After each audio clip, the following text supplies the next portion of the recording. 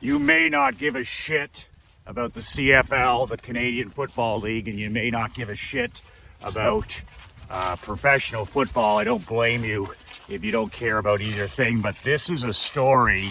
If you're a husband, a father, a small business owner, an entrepreneur, if you're a man who, your sport is winning, this is one of the most incredible stories of the year.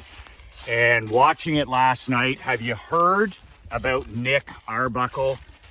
You may or may not, but man, oh man, I was watching the Grey Cup last night, which is the Canadian Football League championship game. It's the only pro game that I watch Canadian football the whole time. Like I preach, I'm not going to watch these games week after week, whether it's the NFL, whether it's the CFL, whether it's the NBA, whether it's the NHL. There's no way I'm going to invest my finite time, my finite attention, and my non-renewable energy. There's no way that I'm going to invest it in pro sport. But when it comes to the Grey Cup, last night I sat down with my wife Krista and I watched the third and fourth quarter, and man, am I glad I did. Nick Arbuckle was the backup quarterback of the Toronto Argonauts. And in last night's championship game, the Argos were the underdogs. They were playing the Winnipeg Blue Bombers, who have been in 5 straight Grey Cups, and they've won a couple. So heavy favorites on the Winnipeg side. But the week before, when Toronto was in the semifinals, the Argos star quarterback, Chad Kelly, there's maybe a name you know from U.S. college. Chad Kelly's the highest paid player in the CFL, and he broke his ankle in the semifinal. So, the Grey Cup is 8 days later, and the Toronto Argonauts have to look to their backup second string quarterback. And that guy is Nick Arbuckle. And when I heard this, I'm like, oh God, because I've known Arbuckle for 7 or 8 years, and he's played in the CFL on 5 or 6 different teams.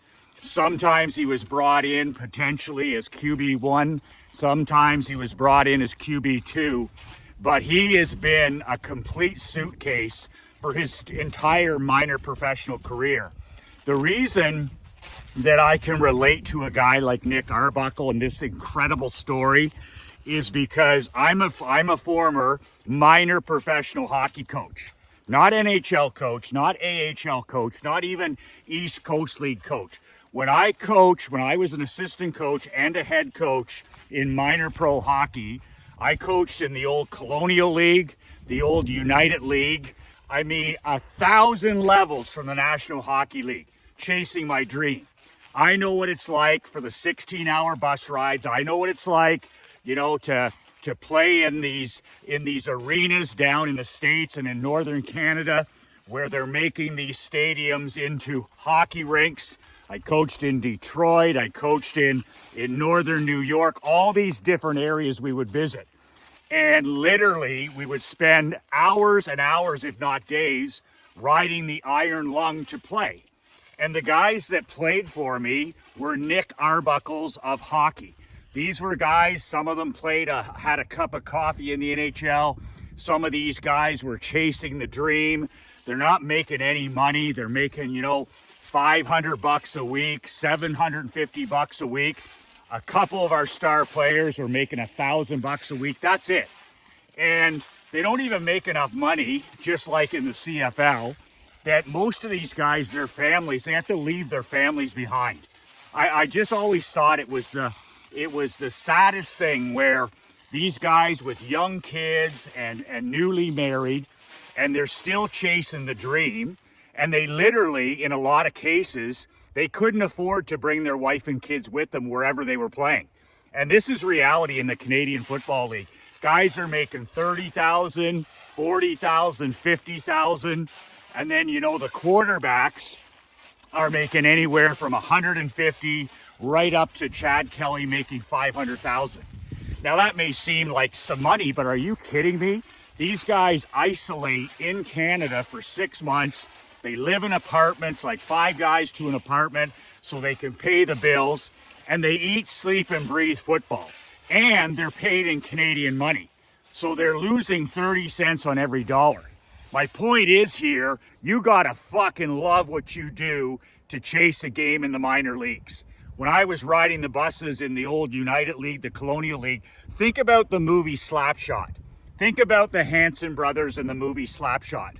Those are the minor leagues that I coached in for 3 years. Every night it was a different bloodbath. It was literally the Hatfields and the McCoys. Every night, it was like it was red ice every night. And I loved every second of it. Hockey wasn't my passion, it was my obsession.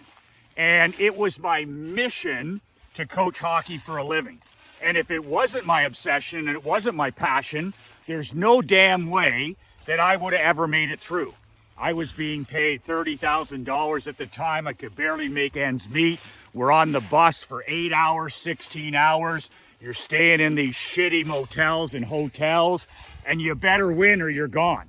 So I have so much respect for a guy like Nick Arbuckle, and this is what I love about the minor leagues. You don't see this happen in the NFL. You don't see this happen in the NHL or the NBA. Those guys are just spoiled, rotten cupcakes. You got guys, quarterbacks in the NFL who can barely play, and they're making 30, 40, 50 million a year. I love the Nick Arbuckle stories of minor pro, regardless of what sport it is. Arbuckle's 31 years old, and he has been a journeyman quarterback since he left college. He played at Georgia State, and he played at a small California school. He's a California boy, and he ends up north of the border chasing his dream.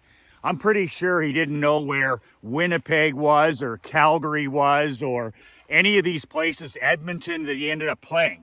But on top of that, he played on 6 teams over the course of his career. He could never stick anywhere. Total suitcase. So when I heard that he was the starting quarterback for the Toronto Argonauts in yesterday's Grey Cup, I'm like, man, oh man, they barely have a chance. So as I sat there and I watched the second half, I mean, you can't help but love this feel-good story. Here you have a guy, who's he's 31 years old. His mom committed suicide when he was in grade 9 playing high school football. She was one of his coaches. She was his biggest fan. And for whatever reason, that tragedy happened when he was in grade 9. How do you come back from that when you're a 14-year-old boy and you lose one of your parents to suicide? But Nick Arbuckle, he just wouldn't quit. And then it reminded me when they won yesterday, like I always watch what men do. I always watch. I don't miss very much. And I don't listen to what comes out of most people's mouths. What I do is I watch how they behave. I watch how a person acts. And that tells me all I need to know about any person, whether they're an athlete, an entrepreneur, a husband, a father. I watch what you do. So he wins. They upset the Winnipeg Blue Bombers yesterday. It's just a feel-good story. And Arbuckle is incredibly calm during the whole thing. You don't see him prancing around on the sideline like some of these guys who act like they've never been there before. This guy is a total cleaner. He's calm, he's poised, he's mentally tough, he's polished, he's articulate. But the very, very, very first thing that Arbuckle did, what a great football name, by the way, right? Arbuckle, I just love that name. And the very first thing that Arbuckle does as soon as the game is over is he jogs over to the stands. And I'm watching this, right? I'm like, what's this guy up to? And the very first thing he does is he gets his wife and his 2 young daughters down out of the stands. He has his wife and he has a 2-year-old and a 4-year-old, 2 little girls. Can you imagine? I don't know if, I can't imagine they were with him during the season because, I mean, on a backup quarterback salary, he's probably making 40 or 50 grand Canadian. So I don't know if they've been around for the last 6 months or not. Probably not. Especially when a quarterback, all he's doing is football. So anyway, they come down out of the stands, and they're his number one priority, even above his teammates. And he gives his wife a big hug, and he picks up both his little girls, 2 and 4. And then the reporter comes over, and of course they want to interview Arbuckle, right? Because he's the game MVP. He's the most valuable player of the game. And he never set down the 2 kids. He had the 2 girls up there and his wife beside him. And he talked about the sacrifice of chasing his game. And this is where I learned so much about this guy's character, so much about this guy's integrity, so much about this guy's stick-to-itiveness. And he thanked the most important person in his life. And like I tell young people all the time, the most important decision you'll ever make as a young person is who you decide to marry. You get that wrong and you're living life on hard mode. You get that right, you marry the right person, somebody that loves and supports you and challenges you and believes in you, you got a chance to win every day. So Arbuckle, he talks about how earlier this year he didn't have a place to play. He wasn't going to renew his work visa. He was going to go back to the United States, and he was going to look to coach high school football. So at age 31, it's over, right? Basically, he's just about to give up. And then the phone rings this year, and Toronto is looking for a backup quarterback, even a third string quarterback. I think he was the third stringer at the start of this year. So here he is about to give up on his dream. He's 31 years old. He's got 2 young kids. He's separated from them 6 months a year. And the phone rings. Do you want to come and be the number 2 or number 3 backup? He ain't going to play if Chad Kelly is healthy. So, this year he played quite a bit. Kelly was suspended, but he's still not number 1. And his wife, it was his wife who was behind him and through her full support. And that's where your queen is everything. Your queen is everything. If you're an entrepreneur or you're a small business owner, you know what I'm talking about. Like my wife, Krista, has been through all the hockey, the losses, the wins, the disappointments. She's been with me through my insurance years, my barbershop years. She's been through the good, the bad, and the very ugly. If you don't have that person in your corner, your best friend, your absolute best friend is your queen or your spouse or your girlfriend. And getting that decision right is everything. But here's a woman who's like, you know what? She's like, you got to chase your dream. You got to go after it at least one more time. And then he talked about one of his kids to the reporter. He said, this is my 4-year-old daughter. He goes, you know how many houses she's lived in? She's 4 years old. He says 7. She's had 7 homes.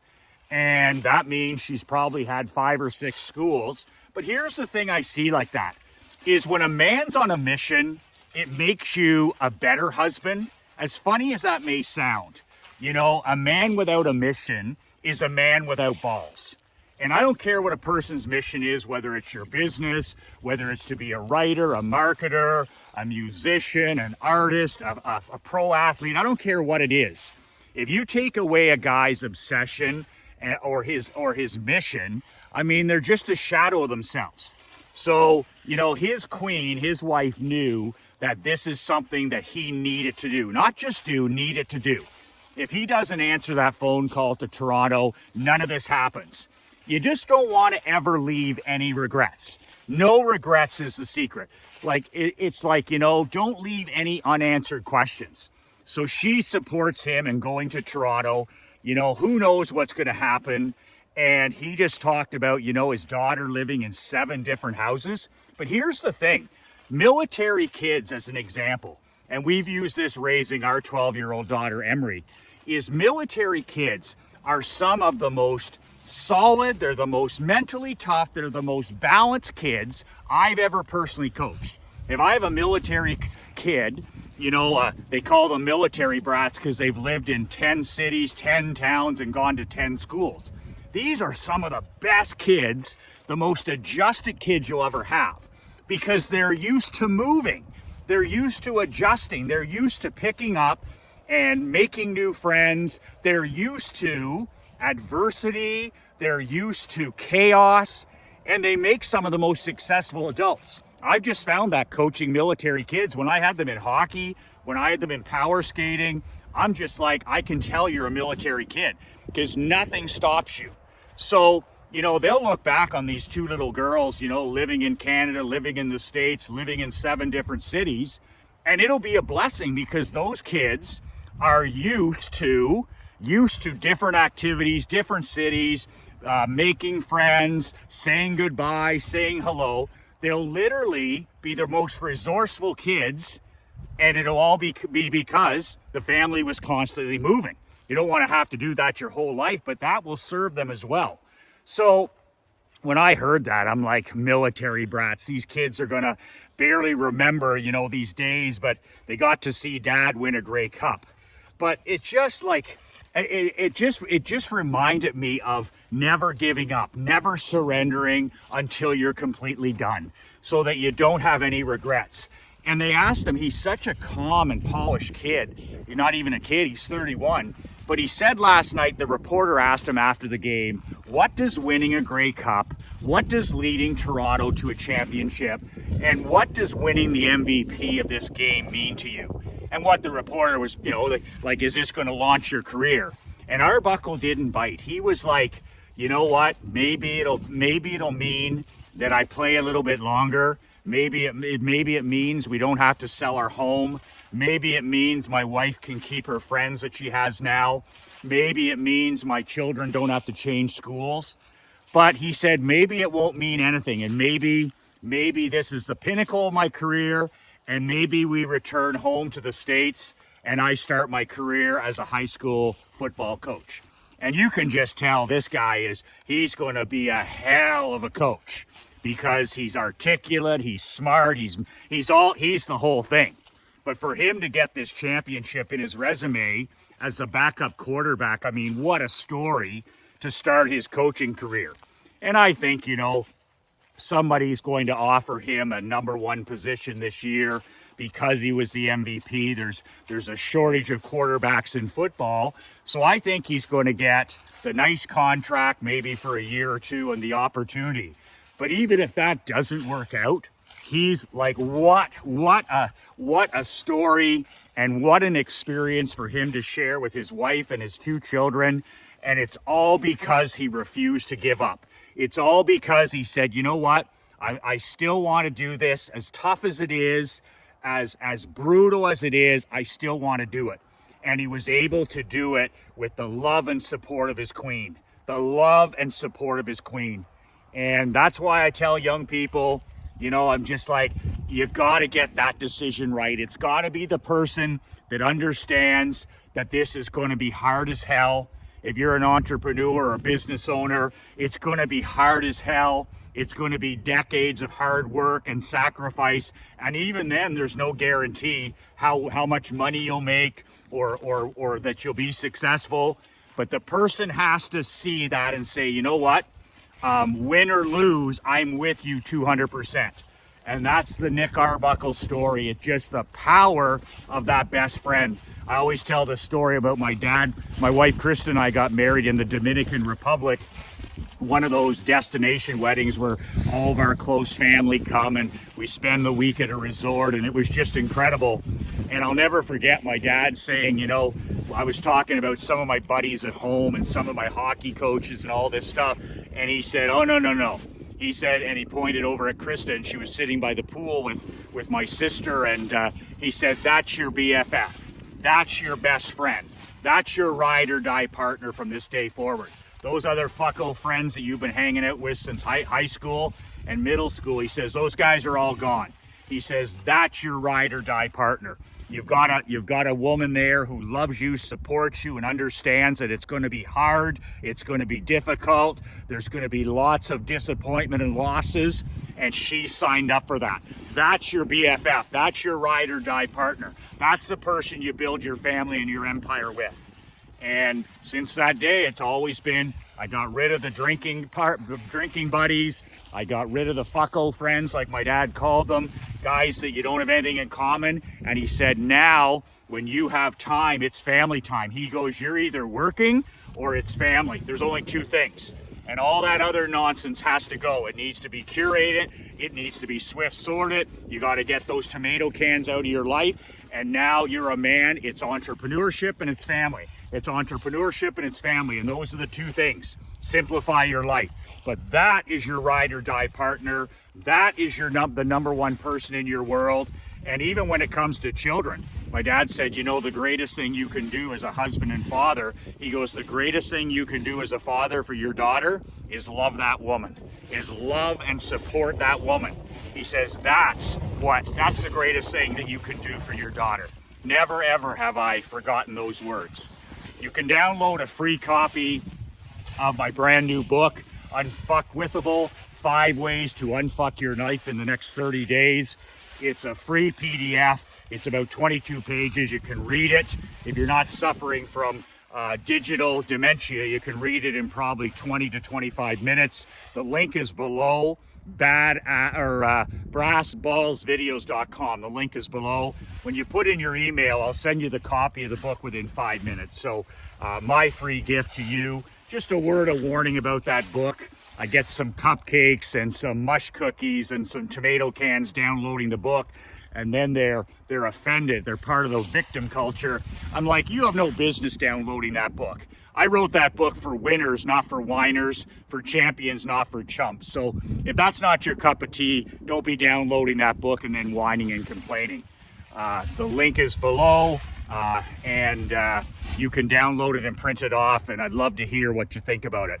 That is the Nick Arbuckle story from yesterday. It's inspirational, it's motivational, and it's one of the best reminders that who we marry, who we decide to spend our life with, who we decide to build our empire with is critical, is number one priority. And it just shows in that incredible story. This could not have happened to a better guy, a better queen, and those two kids. Man, it's just, that is why sport is the best. This is why sport is the best. This is why amateur sport is the best. High school sport is the best. And the minor leagues is the best, because the hockey gods, the football gods, the basketball gods, the baseball gods, they shine on people and families like Nick Arbuckle. And that's what makes sport the greatest thing in the world. 2 words that changed my life, 2 words that'll change yours. Be relentless.